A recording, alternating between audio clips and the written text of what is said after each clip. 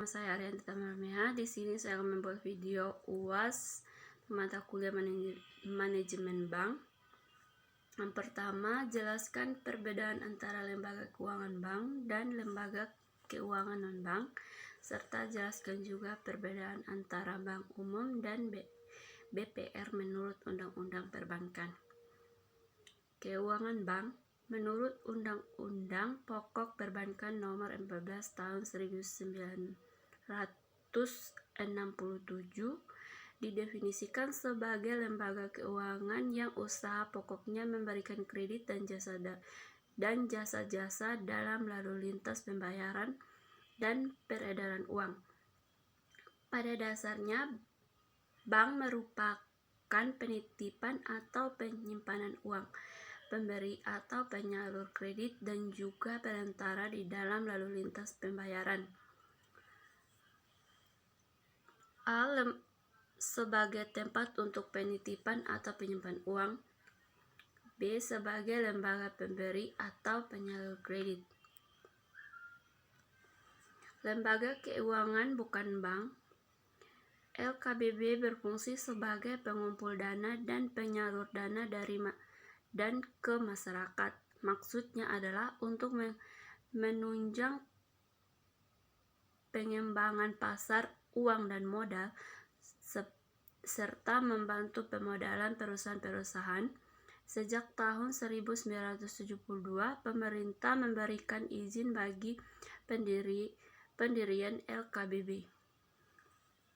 Perbedaan bank umum dan BPR menurut Undang-Undang Nomor 10 Tahun 1998 Pasal 1. Perbedaan kedua jenis bank ini diatur dalam Undang-Undang Nomor 10 Tahun 1996 Pasal 1. Bank umum adalah bank yang berkegiatan memberikan jasa dalam lalu lintas pembayaran, berbeda dengan BPR yang tidak melayani pemberian jasa.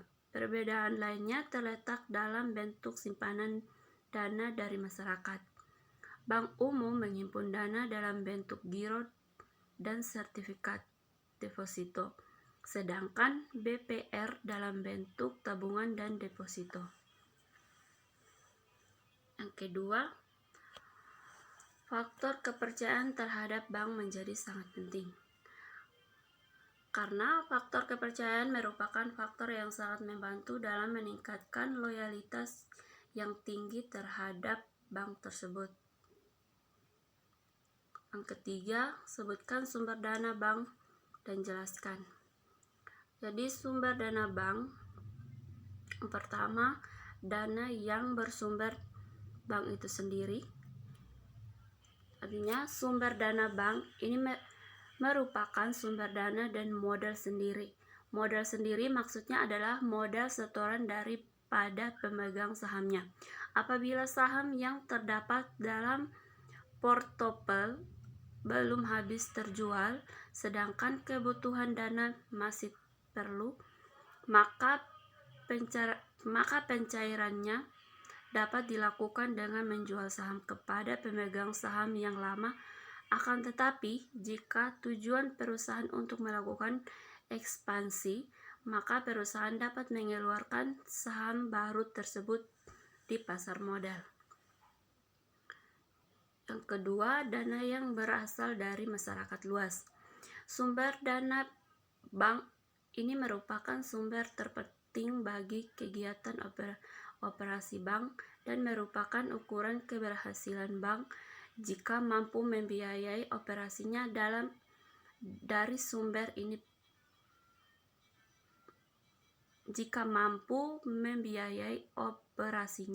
dari sumber ini. Pencarian dana dari sumber ini relatif mudah jika dibandingkan dengan sumber lainnya, dan pencarian sumber dana ini paling dominan, asal dapat memberikan bunga dan fasilitas menarik lainnya. Menarik dan dapat sumber ini tidak terlalu sulit, akan tetapi pencarian sumber dana dari sumber ini relatif lebih mahal jika dibandingkan dari dana sendiri. Dana yang bersumber dari lembaga lain. Sumber dana bank yang ketiga ini merupakan tambahan jika bank mengalami kesulitan dalam pencarian sumber pertama dan kedua di atas. Pencarian sumber dana ini relatif lebih mudah dan sifatnya hanya sementara waktu saja. Kemudian dana yang diperoleh dari sumber ini digunakan untuk membiayai atau membayar transaksi-transaksi tersebut. 4. Bagaimana menentukan tingkat bunga simpanan? Faktor-faktor apa saja yang mempengaruhinya? Yang pertama, untuk menentukan tingkat bunga dilakukan oleh Bank Indonesia sesuai dengan Undang-Undang Nomor 23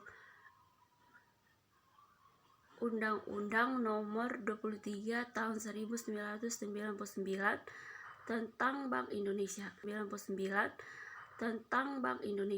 Suku bunga dengan tenor 1 bulan yang diumumkan oleh Bank Indonesia secara periodik.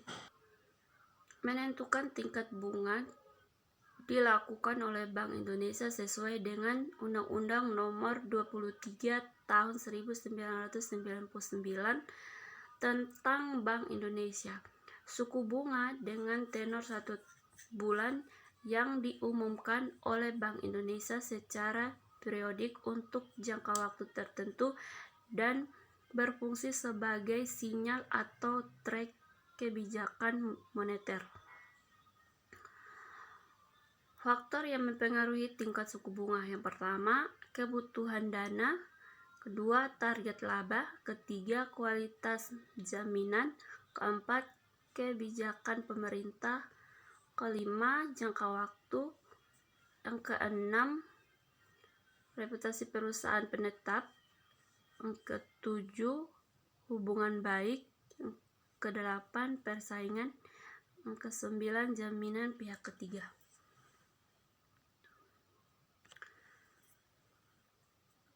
Yang kelima, faktor-faktor eksternal dan internal yang mempengaruhi likuiditas dan berikan contohnya.